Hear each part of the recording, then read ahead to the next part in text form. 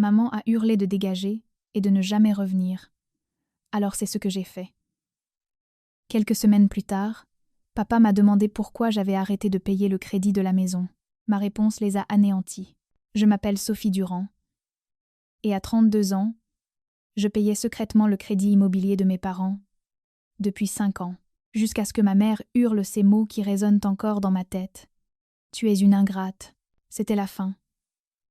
Mais laissez-moi vous raconter le début.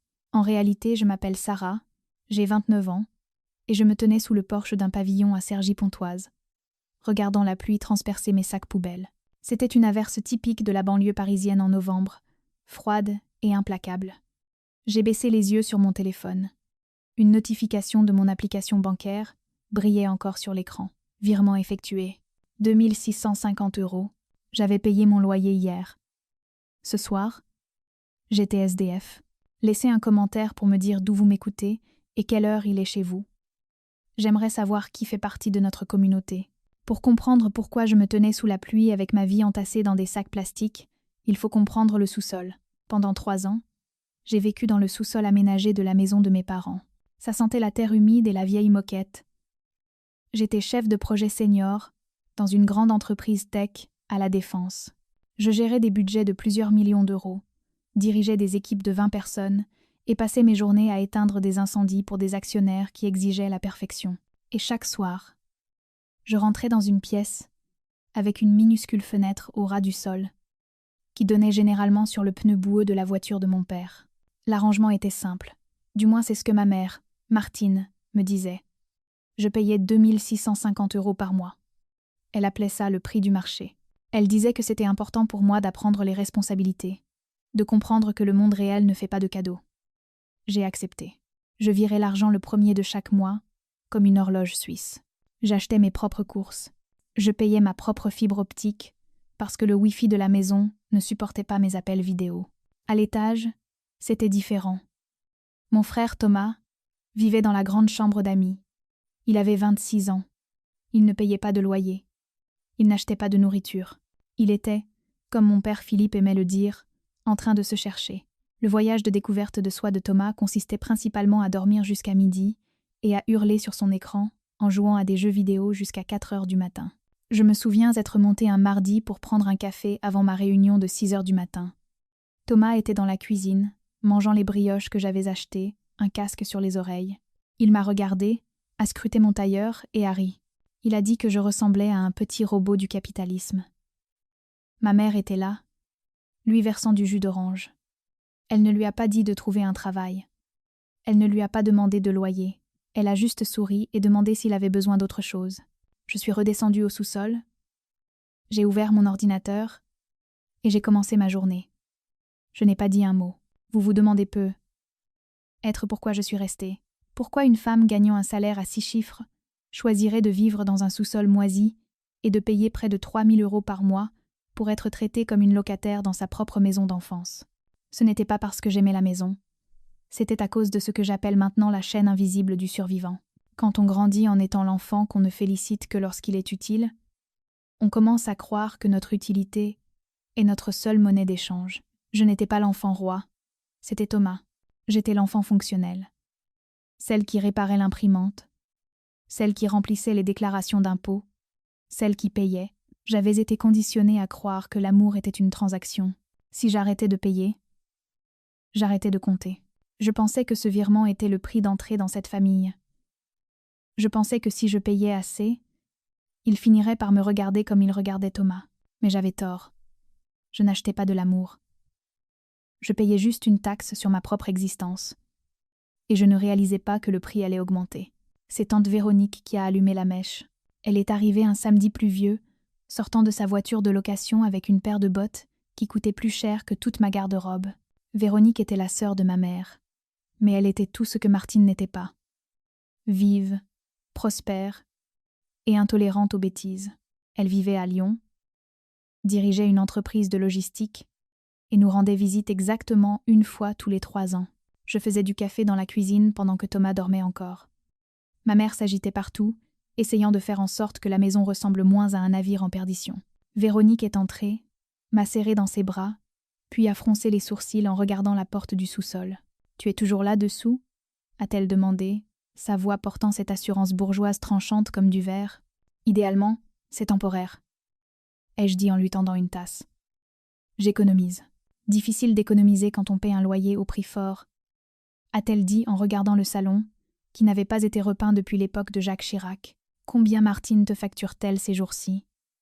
1000 balles, 2650, ai-je répondu. Véronique s'est figée. Elle a abaissé sa tasse lentement. « Pardon ? Tu as dit presque 3000 €. Ça inclut les charges, ai-je dit, récitant la phrase que ma mère m'avait apprise par cœur. Et c'est un bon entraînement pour... Sarah, me coupa Véronique. Son regard était dur. Ils ont acheté cette maison en 98. J'étais là. Ils ont renégocié le prêt quand les taux étaient au plus bas. Leur mensualité n'est pas de 3000 €. C'est à peine 800. Le monde a basculé. Juste d'une fraction. C'est impossible, ai-je dit. Maman a dit que la taxe foncière et l'entretien. Cette maison tombe en ruine, a dit Véronique en montrant la tache d'humidité au plafond. Il n'y a pas d'entretien. Tu ne paies pas un loyer, ma chérie. Tu paies leur salaire. J'ai senti un froid se répandre dans ma poitrine. Ce n'était pas encore de la colère. C'était la clarté écœurante d'un problème mathématique qui se résout enfin. Je suis entrée dans le salon, où ma mère tapotait les coussins. « Maman, » ai-je dit. Tante Véronique dit que le crédit est de 800 €. Martine a arrêté de tapoter. Elle ne s'est pas retournée. Véronique ne connaît pas nos finances. « Est-ce que c'est 800 €? Ai-je demandé. « Parce que je paye 3 fois ça. » C'était le moment. C'était la fraction de seconde où elle aurait pu expliquer. Elle aurait pu dire qu'ils avaient des dettes. Elle aurait pu dire qu'ils avaient besoin d'aide, mais elle ne l'a pas fait. Elle s'est retournée, et son visage n'était pas désolé. C'est ce que les psychologues appellent le piège de la cruauté normalisée, ou plus spécifiquement, une blessure narcissique. Quand vous prenez un manipulateur en flagrant délit de mensonge, il ne ressent pas de culpabilité. Il se sent exposé. Et pour un narcissique, être exposé est une menace pour sa survie. La rage que vous voyez n'est pas de la colère. C'est de la panique. Le masque est tombé. Alors ils doivent détruire le témoin. Martine ne s'est pas contentée de se mettre en colère. Elle a explosé. « Comment oses-tu » a-t-elle hurlé. C'était si fort que Thomas s'est réveillé et est venu en haut des escaliers, se frottant les yeux. « Comment oses-tu discuter de nos affaires privées avec des invités ? Après tout ce qu'on fait pour toi, je demande juste où va l'argent, ai-je dit, la voix tremblante. Il sert à garder un toit au-dessus de ta tête d'ingrate, a-t-elle crié. Elle s'avançait vers moi maintenant, son doigt pointé vers mon visage. Tu penses que tu vaux mieux que nous avec ton job chic et tes tailleurs. Tu crois pouvoir venir ici et me faire un audit ? Dans ma maison, je paie pour cette maison. Ai-je claqué. Alors pars, a-t-elle hurlé. Si tu es si maltraité, dégage. Dégage et ne reviens jamais. Thomas s'est appuyé contre la rampe, un sourire en coin sur les lèvres. Il savait. Il devait savoir. Il regardait sa vache à lait se faire expulser, et il trouvait ça divertissant. « Tu veux que je parte ?» ai-je demandé. « Je veux que tu sois parti ce soir. » a crié Martine. « On verra jusqu'où tu iras dans le monde réel, sans ta famille, pour te soutenir. » J'ai regardé mon père, Philippe. Il était assis dans son fauteuil inclinable, fixant intensément le programme télé. Il entendait chaque mot. Il n'a pas bougé. « D'accord, » ai-je dit. « Je n'ai pas discuté. Je n'ai pas supplié. Je suis passée devant tante Véronique, qui semblait stupéfaite, et je suis descendue au sous-sol. J'ai commencé à faire mes valises. Je n'ai pas pleuré. Je n'ai pas demandé pourquoi. Je n'ai pas essayé de raisonner avec eux. J'ai juste ouvert mon ordinateur portable, l'écran illuminant la pièce humide, et je me suis connectée à mon compte bancaire.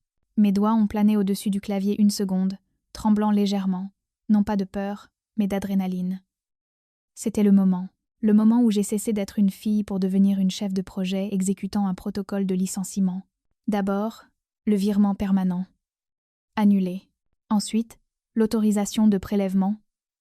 Supprimé. Puis, le blocage de la carte secondaire. Activé. J'ai regardé les écrans de confirmation apparaître un par un. Succès. Succès. Succès. Il m'a fallu moins de 3 minutes pour démanteler les fondations financières de la vie de mes parents. C'était clinique. C'était précis.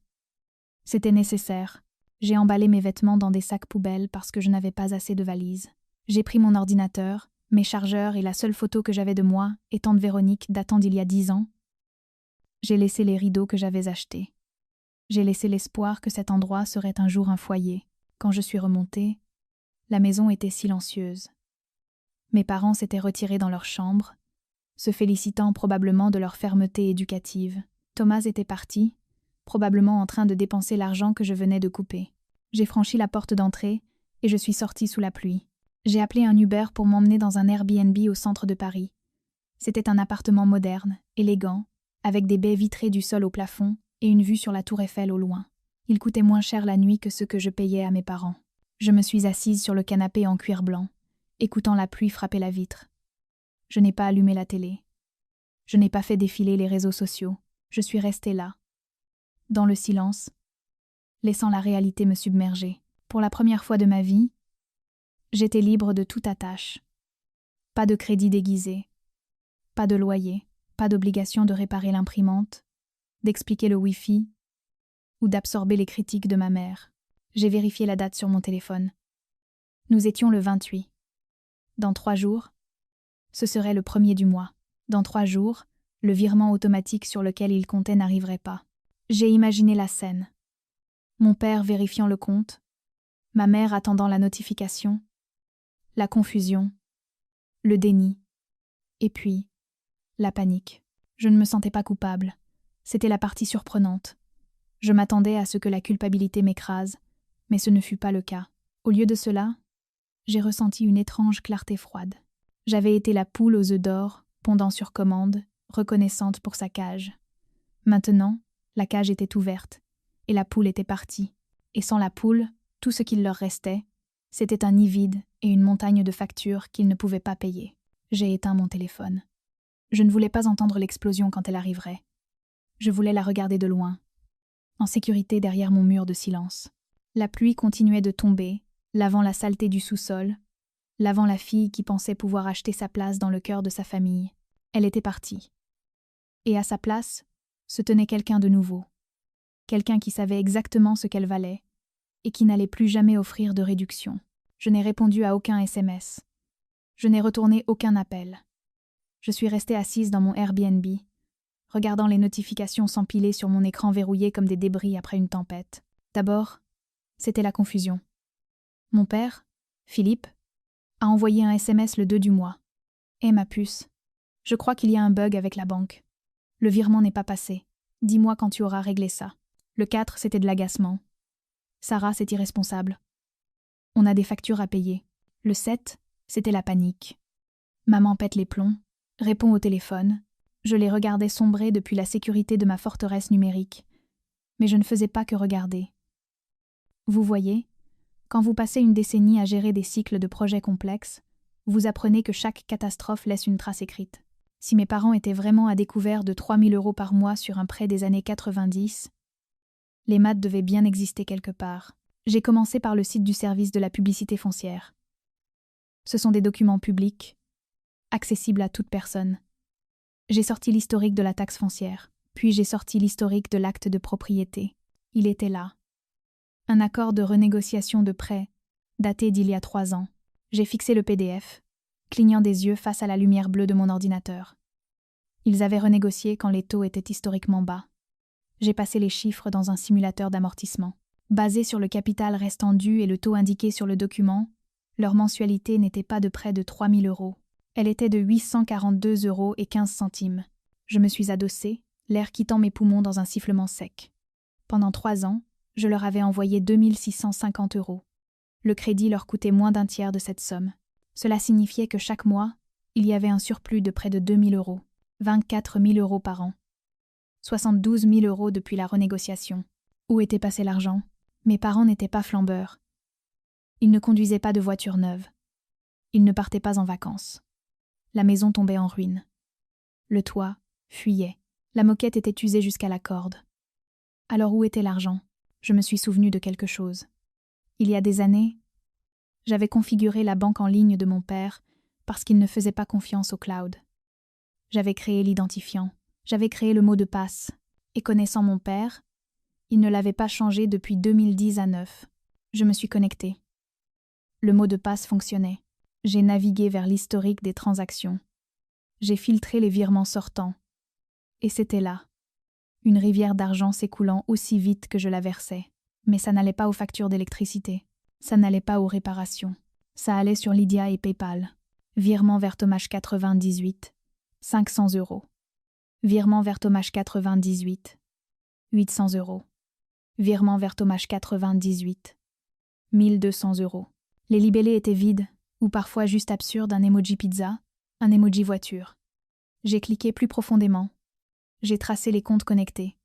Il y avait des paiements vers Coinbase, des paiements vers BetClick et Winamax, des remboursements massifs, de cartes de crédit vers des banques que je ne reconnaissais pas. Mon frère n'était pas en train de se chercher. Il jouait. Il faisait du trading de crypto-monnaies qu'il ne comprenait pas. Et il perdait. J'ai fait défiler 5 ans d'historique. Le schéma était indéniable. Chaque fois que je virais mon loyer, dans les 24 heures, un montant légèrement inférieur était transféré à Thomas. Je ne payais pas de loyer. Je ne sauvais pas la maison familiale. J'étais le capital risqueur de l'addiction de mon frère. Je finançais ses pertes pendant qu'il dormait à l'étage et se moquait de moi parce que je travaillais trop dur. Ma mère savait. Elle devait savoir. C'est elle qui tenait les comptes. Elle me regardait vivre dans un sous-sol moisi, me regardait compter les coupons de réduction, me regardait faire des semaines de 60 heures, et elle prenait mon argent pour le donner au fils qui la traitait comme une boniche. J'ai senti une sensation étrange dans mes mains. J'ai baissé les yeux. Je serrais le bord de la table si fort que mes jointures étaient blanches. Ce n'était plus seulement de l'exploitation. C'était du vol. C'était de la fraude. C'était une entreprise criminelle déguisée en famille. J'ai téléchargé tous les relevés. J'ai exporté tous les journaux de transactions. J'ai construit un tableau Excel qui traçait chaque euro de mon salaire jusqu'au vice de Thomas. J'ai surligné les totaux en rouge. Puis, mon téléphone a sonné. C'était mon père. Il a laissé un message vocal.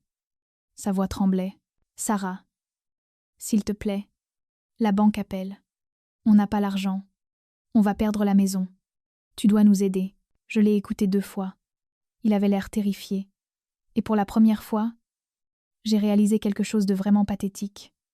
Il ne savait pas. Il pensait sincèrement que le crédit était de 3 000 €. Maman gérait les factures. Maman gérait Thomas. Papa regardait juste la télé. Il était un pion dans sa propre maison. J'ai regardé mon tableau Excel. Il était temps de lui montrer les livres de compte. Je l'ai rappelé. Je n'ai pas offert de réconfort. Je n'ai pas offert d'argent. J'ai offert un lieu de rendez-vous. Retrouve-moi au Starbucks des 4 temps dans 45 minutes, ai-je dit. Viens seul. Il a essayé d'argumenter. Maman était malade. Maman était trop bouleversée pour rester seule. Mais je l'ai coupé. Seule. Papa. Ou je ne viens pas. Je suis arrivée 10 minutes en avance. J'ai commandé un café noir et j'ai sécurisé une table dans le coin du fond. J'ai posé le classeur sur la table. Il faisait 5 cm d'épaisseur, organisé avec des onglets de couleur. Rouge pour le crédit réel. Bleu pour mes paiements. Noir pour le vol. Quand Philippe est entré, il avait l'air d'avoir pris 10 ans depuis la semaine dernière. Ses épaules étaient affaissées, sa veste était mouillée par la bruine incessante, et il avait ce regard désespéré, les yeux écarquillés, d'un homme espérant un miracle. Il m'a vu et s'est précipité. Le soulagement inondant son visage. Sarah, a-t-il soufflé en s'effondrant sur la chaise en face de moi. Dieu merci. Ta mère est une épave. La banque a envoyé un autre avis. Il menace de poursuites judiciaires. Il a tendu la main à travers la table, essayant de prendre la mienne. Je me suis reculée. Je sais, ai-je dit. J'ai vu les avis. Alors tu vas nous aider ? A-t-il demandé, sa voix se brisant. On a juste besoin de rattraper le retard. Une fois qu'on sera à jour, je peux prendre des heures supplémentaires, peut-être vendre la camionnette. On a juste besoin des 2800. Je l'ai regardé. Vraiment regardé. Pendant des années, je pensais qu'il était juste passif. Maintenant, je réalisais qu'il était négligent. Il s'était autorisé à être aveugle parce que voir demandait trop d'efforts. « Ouvre le classeur », ai-je dit. Il a cligné des yeux, confus. « Quoi ? Le classeur, papa. » « Ouvre-le à l'onglet rouge. » Il a hésité. puis a ouvert la couverture. Il a fixé la première page. C'était l'avenant de renégociation du prêt signé il y a 3 ans. « C'est quoi ça ?» a-t-il demandé. « C'est ton crédit immobilier, ai-je dit. » Il a plissé les yeux. 842 €. Il a levé les yeux vers moi, un pli creusant son front.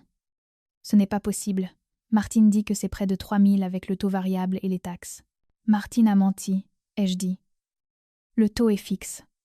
Les assurances sont incluses. La mensualité est de 842 €. Il a secoué la tête, un rire nerveux s'échappant de ses lèvres.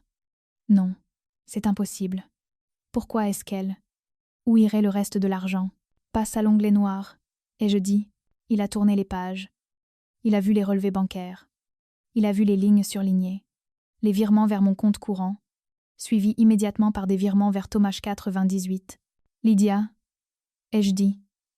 Coinbase. BetClick. Tout est là, papa. Chaque mois. Depuis 5 ans, il lisait les lignes. Son doigt traçait les transactions. 500 €, 800 €, 1000, 200 €.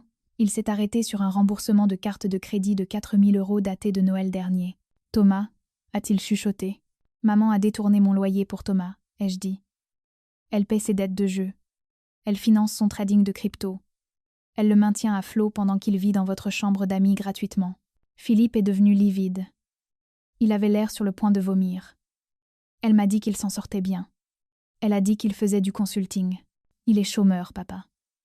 Et il est accro aux jeux d'argent. Je ne savais pas, a-t-il bégayé. Je te jure, Sarah.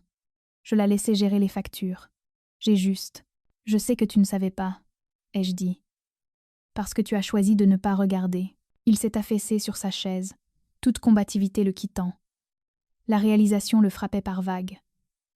La trahison n'était pas seulement financière. Elle était conjugale. Sa femme avait volé leur fille pour soutenir leur fils, et elle lui avait menti en face chaque jour pendant des années. Alors, a-t-il dit, la voix creuse. Tu as arrêté de payer pour la punir? Non, ai-je répondu. J'ai arrêté de payer parce que j'ai fini d'être la banque d'une entreprise criminelle. Je me suis penchée en avant. C'était le moment. La phrase que j'avais répétée devant le miroir, la phrase qui couperait le cordon pour toujours. Je n'ai pas arrêté de payer le crédit de la maison, papa. J'ai arrêté de financer le casino de Thomas. Il a tressailli comme si je l'avais giflé. La maison n'est pas ma responsabilité, ai-je continué. Elle ne l'a jamais été. Il vous reste 2 mois avant que la banque ne saisisse réellement le bien. Si vous vendez maintenant, vous pourriez repartir avec assez pour louer un petit appartement. Si vous attendez, vous perdez tout. Tu nous quittes? A-t-il demandé. Vraiment? Je suis déjà partie, ai-je dit. Tu ne l'as juste pas remarqué jusqu'à ce que le chèque soit refusé. Je me suis levée. J'ai laissé le classeur sur la table. C'était son problème maintenant. Sarah, a-t-il appelé alors que je me dirigeais vers la porte. Qu'est-ce que je suis censée dire à ta mère? Je me suis arrêtée, la main sur la poignée froide en métal de la porte. Je me suis retournée vers lui. Un petit homme dans une veste mouillée, se noyant dans des papiers qu'il aurait dû lire il y a des années. Dis-lui que le loyer est dû, ai-je dit. Je suis sortie sous la pluie, mais pour la première fois depuis des semaines, je n'ai pas senti le froid. La maison s'est vendue en 45 jours. Le marché se fichait de la fierté de ma mère. Il se fichait des souvenirs dans le salon ou des traits de crayon sur le cadre de la porte pour mesurer notre taille. Il ne s'intéressait qu'au prix du mètre carré et à la localisation. Ils ont pris la première offre. C'était suffisant pour rembourser le crédit et effacer les dettes de jeu de Thomas, avec juste assez de reste pour une caution sur un 2 pièces dans une barre d'immeubles un peu plus loin sur l'autoroute. Ce n'était pas un foyer. C'était un logement. Thomas n'est pas devenu un millionnaire de la crypto. Il passe ses journées à emballer des cartons, debout sur du béton pendant 10 heures par jour. J'imagine qu'il n'a plus beaucoup de temps pour les jeux vidéo. La réalité a une façon bien à elle de corriger la valeur marchande des gens qui refusent de travailler. Mon père m'a envoyé un seul SMS après la signature chez le notaire. Il disait « On est à l'abri ». Merci de nous avoir forcés à regarder. Je n'ai pas répondu. Je ne cherchais pas de la gratitude. Je cherchais une conclusion. Je vis dans un nouvel appartement maintenant. C'est au dernier étage. Il n'y a pas de moisissure. Il n'y a pas d'odeur de terre humide. Les fenêtres donnent sur les lumières de la ville, pas sur un pneu boueux. C'est calme ici. Parfois, le silence est si lourd qu'il ressemble à une présence dans la pièce, mais c'est une présence bienveillante. C'est le son d'un compte bancaire qui n'a qu'un seul utilisateur. C'est le son d'une vie qui m'appartient entièrement. J'ai bloqué leur numéro. Pas par méchanceté, mais par nécessité. C'est une mesure temporaire, peut être ou peut être permanente. Je n'ai pas encore décidé. Je suis encore en train d'auditer le coût émotionnel des 29 dernières années. Il existe un mythe tenace dans notre culture, selon lequel la famille est une obligation inconditionnelle. On nous dit qu'on ne peut pas tourner le dos à son sang, qu'on doit endurer la toxicité parce qu'elle porte votre nom de famille. On nous apprend que couper les ponts est un acte de guerre, mais j'ai appris que partir n'est pas un acte de guerre. C'est un acte d'auto-préservation. C'est la seule réponse logique, quand le coût du maintien de la relation est votre propre destruction. Vous ne pouvez pas sauver des gens qui s'engagent à vous noyer juste pour pouvoir vous utiliser comme radeau. Se trouver soi-même exige souvent de perdre les gens qui profitaient du fait que vous étiez perdu. J'ai dû laisser partir la fille qu'il voulait la pourvoyeuse, la réparatrice, la poule aux œufs d'or pour pouvoir rencontrer la femme que je suis réellement. Je me suis assise près de la fenêtre avec une tasse de thé, regardant la pluie laver la ville. Pour la première fois de ma vie, je ne calculais pas un déficit. Je ne m'inquiétais pas d'un virement. Je respirais. Tout simplement, la pluie s'est arrêtée. Les nuages se sont déchirés. Et pour la première fois depuis longtemps, les prévisions s'annonçaient claires. Si vous avez déjà dû auditer votre propre famille pour trouver la vérité, ou si vous êtes celui ou celle qui brise le cycle en ce moment même, partagez votre histoire dans les commentaires. Vous n'êtes pas seul.